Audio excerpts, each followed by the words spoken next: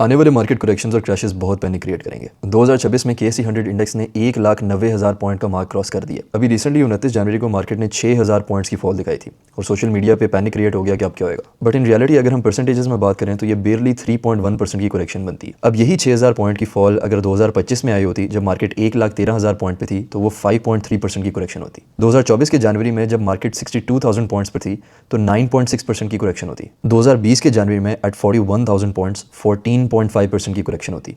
Percentage wise पता लगता है कि मार्केट में कुछ हुआ है। और यही 6,000 पॉइंट का फॉल अगर 2011 में आया होता, जब इंडेक्स 12,000 पॉइंट पर था, तो सीधा 50% का मार्केट क्रैश होता। इस सब को बताने का मकसद क्या है?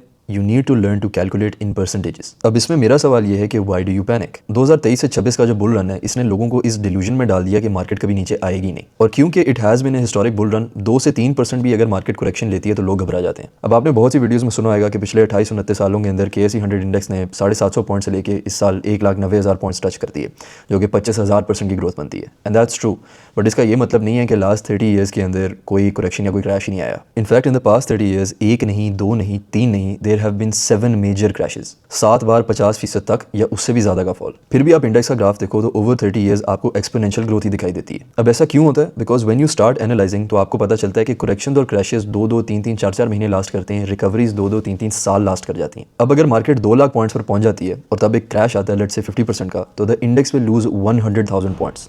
अब क्या वो टाइम भागने का है? No. The worst mistake people make is quitting during a crash, घबरा कर भाग जाना, जब असल में करेक्शंस एंड क्रैशेस ही बेस्ट टाइम्स होते हैं। There is opportunity in every crisis. अब लेट्स से कि मार्केट में क्रैश आ जाता है, 2 ही सिनेरियोज होंगे ना। एक ये कि आप ऑलरेडी इन्वेस्टेड हो, हर महीने अपनी सेविंग्स में से SIP करते हो, उसको इन्वेस्ट करते हो, इनफैक्ट आपको सिस्टमेटिकली इन्वेस्ट करते हुए 5 साल हो गए। और दूसरा सिनेरियो ये है कि अभी आप इन्वेस्ट करने ही लगे थे कि क्रैश आ गया। यहाँ पे you are in advantage in both scenarios. अगर ऑलरेडी इन्वेस्टेड हो, बुल रन एंजॉय किया है, अपनी सॉलिड कंपनीज में कंपाउंडिंग भी देखना शुरू कर दी है, तो ये वो अपॉर्चुनिटी है कि आप अपनी एवरेज बाइंग प्राइस नीचे ला सकते हो। अब एक 100 रुपए का स्टॉक है, मार्केट फॉल कर रही है, ऑब्वियसली उस पर भी इंपैक्ट आएगा। पहले महीने 90 पे मिल रही है, फिर 80 पे मिल रही है, फिर 70 पे मिल रही है। कंपनी फंडामेंटली जबरदस्त है, प्रॉफिट बना के दे रही है, अर्निंग भी शो करा रही है एज अ बिजनेस, तो दिस इज एन अपॉर्चुनिटी। और जब मार्केट नीचे जाती है, डिविडेंड यील्ड्स बढ़ती हैं। वही 100 रुपए का स्टॉक अगर 10 रुपया डिविडेंड देता है, दैट्स अ 10% डिविडेंड यील्ड।